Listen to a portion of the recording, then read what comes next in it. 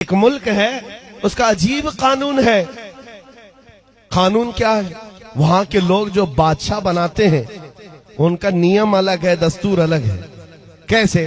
सारे मुल्क के जो उस कंट्री के लोग हैं, वो उनके जो बड़े बड़े लोग हैं वो सरहद पर जाकर खड़े हो जाते हैं उनके साल की पहली तारीख पर। और जो बंदा उनकी सरहद में सबसे पहले दाखिल होता है फजर में, उसको ताज पहना देते, उसको बादशाह बना देते। बादशाह बना देते, उसको लेकर के आते हैं, लेकिन उसको पहले बताते हैं कि साहब हमारे मुल्क का नियम है, जो हमारी कंट्री में सबसे पहले इस तारीख को आता है अजनबी, उनके गांव का नहीं, बाहर वाला, वो हमारा बादशाह होता है। और बादशाह पूछता है उसके बाद क्या करोगे? सबसे पहले वो बताते भी हैं कि साल भर तक बादशाह बनाएंगे, बस साल भर के बाद ये तारीख जो आज हमने ताजपोशी की है, जब आएगी हम जंगल में ले जाकर दरिंदों के पास छोड़ कर आएंगे। मंजूर है तो बादशाह बनो, छोड़ करके आएंगे, ये भी पक्की बात है। हमेशा का नहीं बनाएंगे, एक साल बस। कौन एक साल की हुकूमत को छोड़ता है? यहाँ 4 दिन का कारपोरेटर नहीं छोड़ता।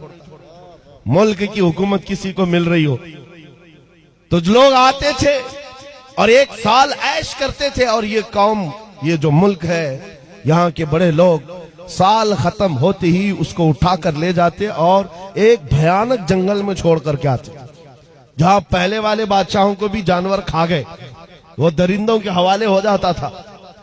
इसी तरह एक साल आया, इनका बादशाह छोड़ करके आ गए, नया बादशाह इनको चाहिए था। बॉर्डर पर जाकर खड़े हो गए, रात भर सरहद। सुबह जैसी हुई, देखा जो सबसे पहले दाखिल हो रहा है वो एक आलिम रब्बानी था। लोगों ने कहा आ जाइए हमारे बादशाह सलामत। उन्होंने कहा ये कैसे अचानक बादशाह, मैं नया आ रहा हूं। कहा हमारे मुल्क का ये नियम है, जो सबसे पहले इस तारीख में दाखिल होता है हम ताज पहनाते हैं, बादशाह बनाते हैं। तो उन्होंने कहा, पूछा फिर क्या होता है? कहा सारे इख्तियारात आपके, जैसा चलाना है मुल्क को चलाइए, फौज आपकी, पुलिस आपकी, सारा डिपार्टमेंट आपका। कहा फिर क्या होगा? कहा साल भर के बाद हम जंगल में ले जाकर छोड़ देंगे। साल खत्म होने के बाद बादशाह भी गई, मंजूर है तो आप बनिए, नहीं तो फिर दूसरे का इंतजार करेंगे। उस आलिम रब्बानी ने कहा मंजूर है, बन जाता हूं। ताज पहनाया, बादशाह बनाया और बड़े धूमधाम से उसको लाया और तख्त पर बिठाया और सारे कर्रों पर और शान के साथ फौज भी, वजारत भी, सब बट गई। सारी चाबियां खजाने की नए बादशाह के हाथ में। लेकिन ये नया बादशाह जो आया, इसने क्या किया? सबसे पहले दूसरे ही दिन कहा सारे मेरे बड़े वजीर सामने आ जाए। जब आए तो कहा मेरी ख्वाहिश है कि मैं वो जंगल देखना चाहता हूं जहां तुम छोड़ कर आते हो।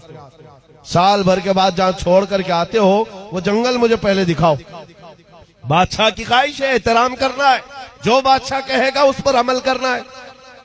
ले गए लोग, जाकर के देखा इस बादशाह ने तो भयानक जंगल था, बहुत सख्त तरीन जंगल है, कांटे भरा हुआ जंगल, और पुराने बादशाहों की खोपड़ियां, हड्डियां पड़ी हुई हैं, दरिंदों की आवाजें आ रही। बादशाह वापस आया। आने के बाद उसने रात को बड़े बड़ी जो वजारतें थी, डिपार्टमेंट थे, उनको बुलाया और कहा मेरे महल से लेकर उस जंगल तक एक खूबसूरत रास्ता बनाओ। 2 महीने तक खाली रास्ता ही बनता रहा।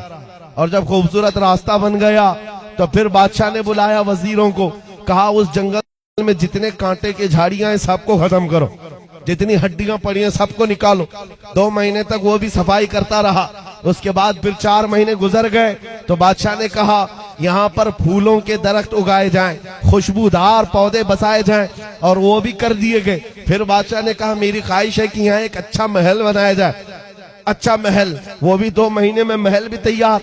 बादशाह ने कहा मेरी ख्वाहिश है कि यहाँ एक नाला बहाया जाए, यानी एक हाउस बनाया जाए। महल के अतराफ बागीचा लगाया गया, फूल पौधे सारी चीजें। ये बादशाह कुछ किया ही नहीं, साल भर वो महल ही बनाता रहा। जहां ये लोग छोड़ के आने वाले थे उसको बदल ही डाला। रास्ता भी अच्छा, महल भी खूबसूरत, सब कुछ बनाया। अभी 8 दिन बाकी थे, रोज इंतजार कर रहा था कि कब साल खत्म होगा, मैं जाऊंगा, छोड़ करके आएंगे। छोड़ करके आएंगे तो अच्छा ही है, जो साल भर किया था इसने। साल खत्म होने के बाद जो डेट आई नए बादशाह के इंतखाब की, कोई आ ही नहीं रहा। इसने बुलाया, कहाँ है जिम्मेदार लोग जो बादशाह चुनते हैं, मुझे उठाओ, जंगल में छोड़ाओ, नया बादशाह ले आओ। सारे आए, कहा बादशाह सलामत, हमारा नियम बदल गया है, हमारा कानून बदल गया। बादशाह ने पूछा क्या हुआ? कहा अब आप हमारे हमेशा के बादशाह, हमेशा के बादशाह हैं। इस बादशाह ने पूछा क्यों? इससे पहले सिर्फ 1 साल की वैलिडिटी थी, अब हमेशा का क्यों? लोगों ने कहा अब तक जो आते थे बेवकूफ थे, अय्याशी करते थे और चले जाते थे, उनको पता होता था कि कहां जाना है, फिर भी अय्याशी करते। पहला अक्लमंद बादशाह हमने देखा जो इस कुर्सी पर बैठकर जहां जाना है वहां की तैयारी कर रहा था, इसलिए हमने सोचा हकीकत में वही बादशाह होता है। इस वाक़े को लिखने के बाद मौलाना जलालुद्दीन रूमी कहते हैं, ऐ नादान तू क्या समझ रहा है, ये दुनिया के अफ्रीका और अमेरिका के किसी मुल्क का किस्सा है? नहीं, ये पूरी दुनिया का कानून है। जब तू पैदा होता है लोग तेरे इंतजार में खड़े रहते हैं, जब तू आता है तुझे बादशाह बना लेते हैं, तेरे इर्द गिर्द तेरे दोस्त अहबाब बनते चले जाते हैं और तुझे बार बार बताया भी जाता है।